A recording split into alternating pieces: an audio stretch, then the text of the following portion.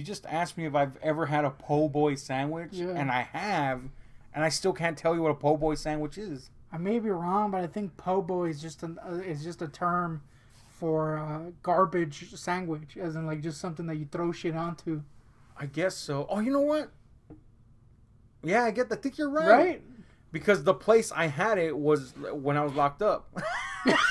That's literal garbage. And I do remember it being garbage. Yeah. But anyway, this has nothing to do with what we're going to talk about. But there you go. Worst intro of all time. Oh, no, wait. This book is garbage. Oh, shit, for real? Dude, look. You know, we're Kingites here. Yeah. This is part of our, after all, this video you're watching is part of our Stephen King hit or shit, or shit or hit. I remember which one is first. I always forget. Yeah, me either. But anyway. And I make the thumbnails. Yeah, it's bad sign. Yeah. Usually we only reserve the shit or hit videos to TV series or movies that have come out based on Stephen King's work.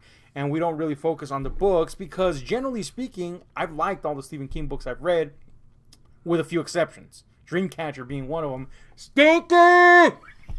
Anyway, this is one of Stephen King's newer books that came out about, I don't know, half a year ago. Uh-huh. And let me tell you. Look, King's been writing a lot of books that are part of a series, the Holly Gibney series that started, with his, Mr. Mercedes and all that shit. And he's kind of been writing that character for a while. So this was kind of like a break book, had nothing to do with that series. And it, it's kind of like its own thing, if you will. So I've been waiting for him to get off his Holly Gibney high so I could read all those books together. Mm. So when this came out, I was like, hell yeah, I get to read a new King without having to invest in a new character that I have to read across 7 million books. So I was excited. But I'm not one to let excitement ruin my day. You know that. I can go into it objectively and see what's up. And the Institute had a lot of buzz because it was, people were calling it If X-Men Was Done by Stephen King. Oh, shit. Yeah, with the noodle claws from the animated series and everything. I knew when I read that was not going to be the case. There's no way Stephen King would ever write anything akin to that. So don't you think that I went in expecting that? No. In fact, I expected him to go back to familiar territory, which he often does a lot more than people realize. He touches on a lot of familiar themes and ideas over and over again. Now, sometimes that can be shitty if you're a writer and a reader, but King does it pretty well. Sometimes he improves upon a formula. Sometimes he doesn't. I'm looking at you, Secret Window, Secret Garden versus Dark Half. But sometimes he does, man. And the whole idea of kind of like a covert operations group doing things under the radar to people with powers element has been a thing that he's touched upon every now and then. Much less than all his other themes. It seems that he's not very comfortable in this zone. And, the closest to this book that we've had before is Firestarter, which is easily my least favorite early King book. Firestarter, I know, has its fans, even of the movie, but it's not a great book, and even King admits that. He had a deadline, he had to give one more book to that publisher, and that's what he came up with, and he wasn't very satisfied with it. And I wasn't as a reader either. And I recognize that there's some good stuff in it, but this book is very much akin to that. And in fact, I kind of wanted him to make up for Firestarter. So if I went in with any expectation is maybe this will be him making up for Firestarter. And maybe though he'll bring the shop back in, which is a secret covert group. Well, he didn't make up for Firestarter, and he didn't bring the shop back, so this thing just kind of stands on its own, sending those smelly waves that you see in cartoon up into the air. Damn, homie. Now, as is the case with any bad Stephen King book, he's not a bad writer. So you could still get into certain things. For me, it's always been his characters. His characters have always managed to make me stay for the ride. Dreamcatcher, hated it, but I liked some of the characters enough to stick around to the end, that, and I'll never not finish a book. Unless it's that one Dean Koontz one, which one I'm talking about. Damn, homie. But here with this one, I kind of didn't like the main characters like at all. The one character that I kind of enjoyed at the that's introduced at the beginning, you don't see until the end of the book again. So I was like, man, I'm kind of hanging out for nothing over here. I mean, I knew he was gonna come back, but by then you're like, man, homie, you should have kind of developed him up to that point, you know. But anyway, the Institute is about this covert operation that is kidnapping children, and children with, you know, abilities, shall we say, telekinetic abilities and telepathic abilities. No noodle claws, no Wolverines. But these kids with these special abilities, they're kidnapping them and kind of manipulating their abilities to bring them forward and making them more potent. And then once they've achieved that, they take them into this other part of the Institute where they are, you know, kind of like the kids that are in the first part of the Institute kind of mythologize this area. It's an area of mystery. So that kind of keeps you going on a little bit when you're reading it. And here we find out, a minor spoiler here. I say minor because pretty much when they reveal it, you're like, oh, I had that figured out. We find out that the kids are being used basically as bioweapons to curb the politics and social events of the earth to the favor of this covert group that's manipulating these children. Somehow I knew that and hadn't. Exactly, right? It's just so transparently obvious from the get-go. So basically, yeah, the kids are long distance fucking snipers, mental snipers, basically, you know? And there's one further reveal towards the ass end of the book, but you figured that out way before you get to the ass end that you're like, all right. So we'll talk about that later, and we'll give you a spoiler just in case you don't want to know that further reveal. But anyway, before we get to the kids, we're introduced to this character that's shown up in this town named Tim Jameson, who is this ex-cop that got into some, you know, gray area trouble while he was a cop and was stripped of his badge. Well, he shows up in this southern town kind of like on a lark. You know, he kind of just off the cuff decides I'm going to go here instead. And, you know, he kind of gets involved with the people there. And this is a character I was like, this book should have focused a lot more on him. But then we just leave him for like ever and then go to this institute where we're introduced to these kids. And don't get me wrong, the kids are very likable. King surprisingly has, the older he's gotten, surprisingly hasn't lost his touch with writing kids that are credible yet likable. Is there though any weird kid sex scenes? There was no weird kid sex scenes. I'm sure some King fans out there would want to know. No. What is that? Well, you know, we've discussed that before, and it makes total sense in it. but people really don't want to make sense of it. They're just like, oh my god, he wrote that? But anyway, no, there's no weird kid rated R material. But the kids are likable and credible to a degree. Obviously, you'd be loath to find actual kids that talk like that. But there's something about King where you manage to somehow believe that these characters exist. Here's where the major issue starts. The bulk of the book is spent in the Institute where you've already figured out what the fuck is going on. Everything. But the kids are like, what is going on? And you're like, this is the mystery. No! This better be some page-turning fucking mystery that surprises me. And it's not, as aforementioned. But here's where this book kicked me in the nuts. The adult characters in the Institute, holy shit. They are saddled with some of the most incredulous dialogue. I was shocked, dude. I've never seen King write dialogue like this. I'm almost willing to put out there that this was partially, if not completely, ghostwritten. It just does not feel like King dialogue. The adults are written in such a way that there's no world where anybody would talk like that to each other. Now, there was a point where I reached where they're like, well, you know, you haven't been locked up. You know, the people in control do have kind of their own way of being around each other. Where I was like, is this what he... I mean, I suspect that's what he was going for, you know, giving you that feeling. It's just it never feels credible. And you're always around these adults and or kids. So you're like, oh, damn, man. These... these characters that are supposed to be menacing characters just don't ever come off that way. They don't come off as realistic, and you're saddled with them. Now, there's something to be said about the characters in terms of the narrative. They're supposed to also be complacent in their place. You know, they've kind of let the Institute go to root a little bit. They're confident that they're always in control.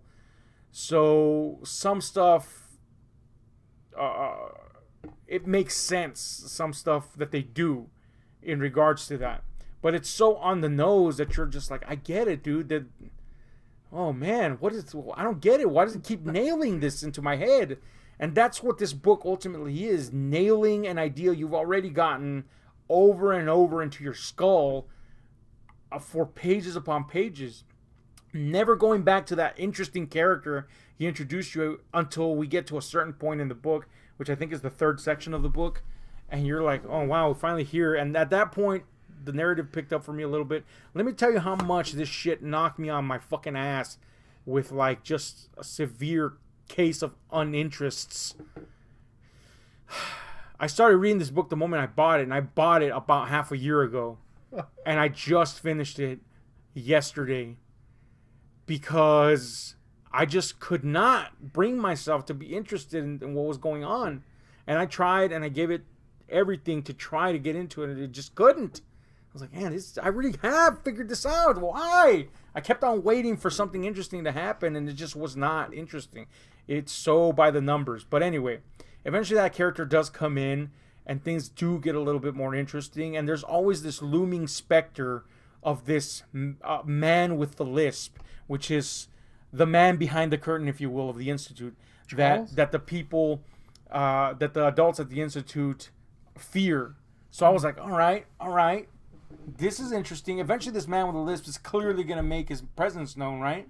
It's not a great name, though. All I can Well, picture that's is just, he's just described that way because he has a lisp. Nobody knows his name. But anyway, the point is, this is like when this concept is introduced, it becomes increasing, even though it's super obvious to begin with, it becomes increasingly obvious that you're going to finally see this guy come out.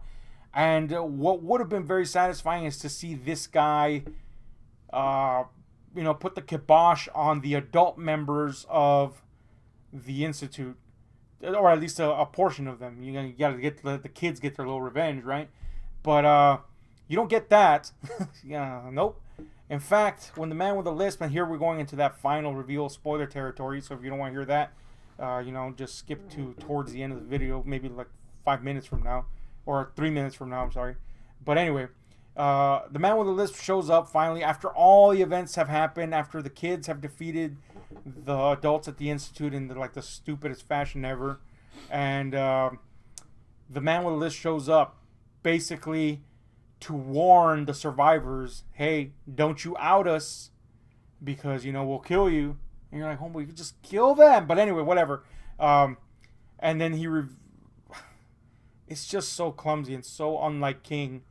The last portion of this book with the man with the lisp is an exposition dump where this guy, for some fucking reason, just reveals the entire intent of the Institute to these kids in the conversation, and the kids are like getting the upper hand on him, and you're like, this is cringe, man.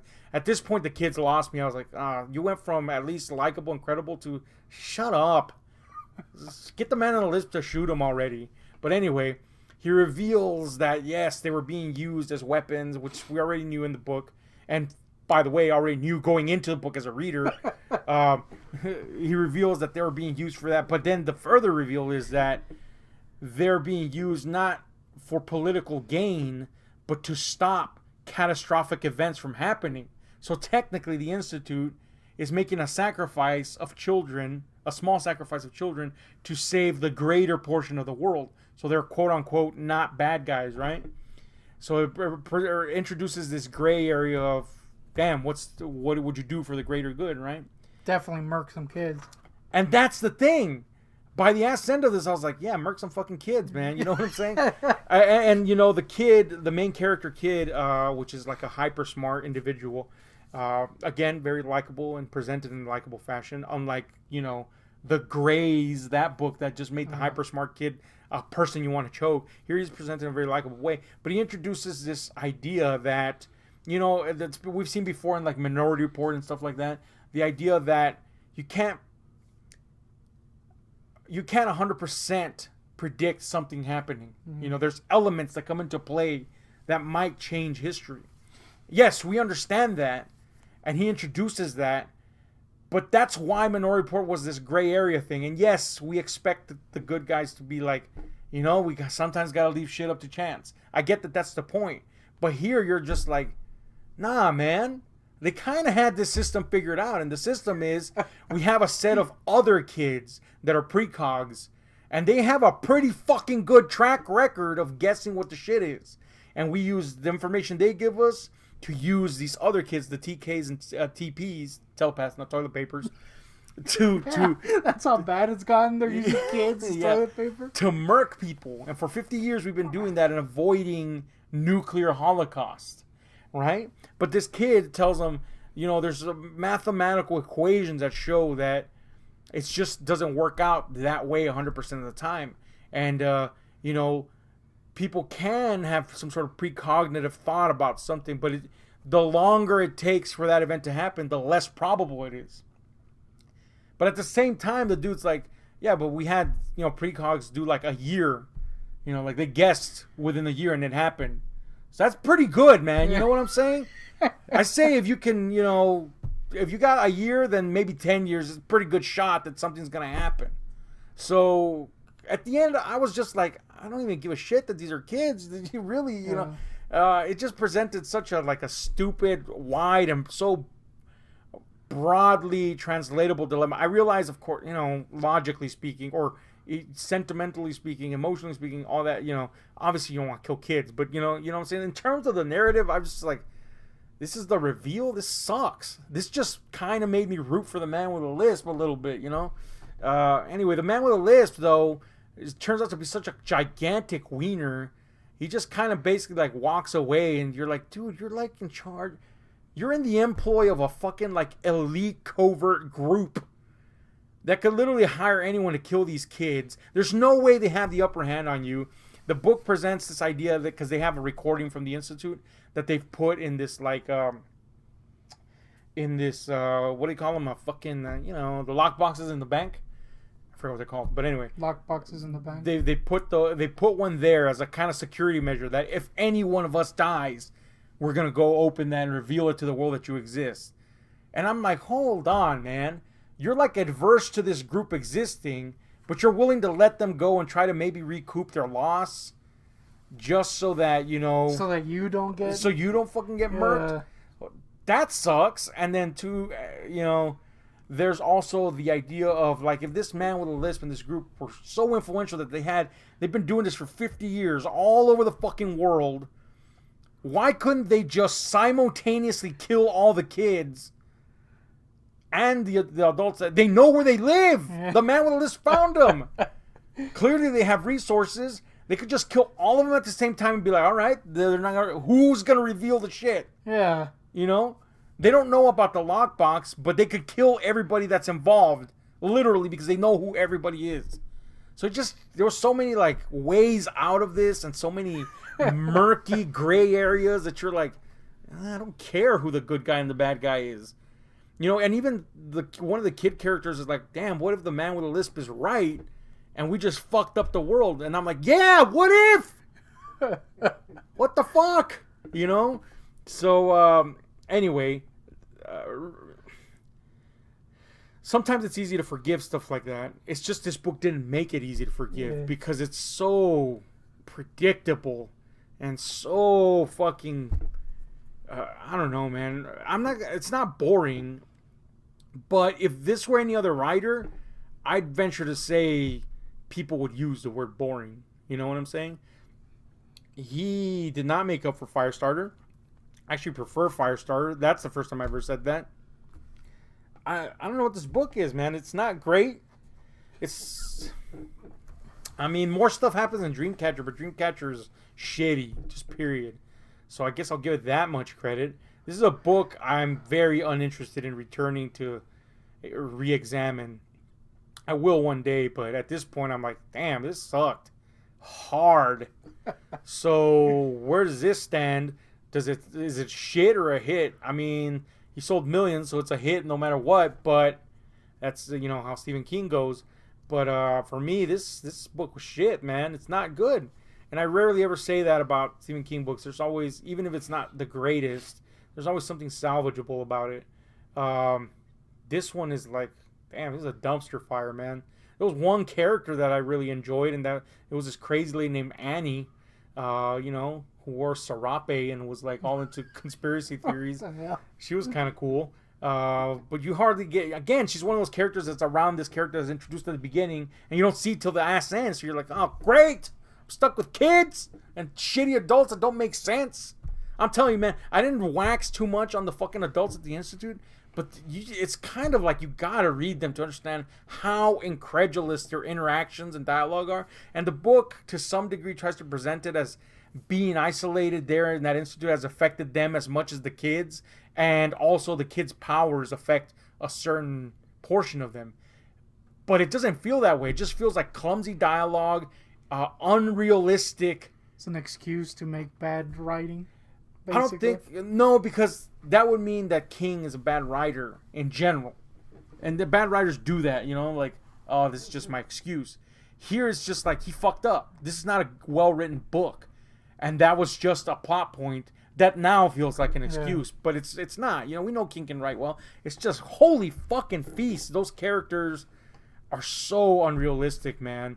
Like, their plots to needless to say, when the kids escapes, their plots to get him back. It's like, what? This is your fucking plot? This sucks. How are you not exposed 24/7? Like, it's just, it's a big heaping spoonful of impossible to put, put aside your ability to immerse in the material. You just, at some point, you just get that immersiveness and you go, fuck this, I can't. So anyway, I give this book a fucking, like, 2. It's not good, man. It's just not a good book. I'm loath to say that because I love me some King, but this is some low fucking shelf King right here, man. Stinky. Stinking? Yeah. I don't recommend this ever to anyone at all. There are far more interesting approaches to this material. He could have made a sequel to Carrie, He's proving he can make an excellent sequel with Dr. Sleep. He could have made a sequel to Carrie, which would introduce an institute, which would... Carrie even ends with that idea, I mean, obviously Carrie wouldn't be back, but it ends with the idea of there being others like her and people being interested in them. You could have, like, done something like that. And, maybe the institute could have been run by the shop instead of just... It's a thing that happens. There's just so many ways this could have been way better, and it's not. It's just so generic and so predictable. Within pages, you'll figure out everything. I kept on hoping for a surprise. Got nothing. So anyway, that's my review of that. Stinky! There is a movie apparently being made of this, or series. But, I said it for Dreamcatcher. When I hated Dreamcatcher, I was like, well, they're making a movie. They can only improve on this shit. And then the movie came out, and it was fucking mierda. So, I'm not too sure that a movie will improve on this. But there's such a vast emptiness in this book that you could just fill in with tons of other stuff. So there may actually be a way to improve on this. One thing they must do is change the dialogue for the adults in that institute. Fucking incredulous dialogue sucks. That's one thing you can do, And that man with a lisp exposition dump. Holy shit! You thought you were revealing something! You didn't! God damn, man, it sucked. Anyway, such a shame. That's what I think about that. Tell me what you thought about it if you've read it. Hit like, share, subscribe, and those notification buttons.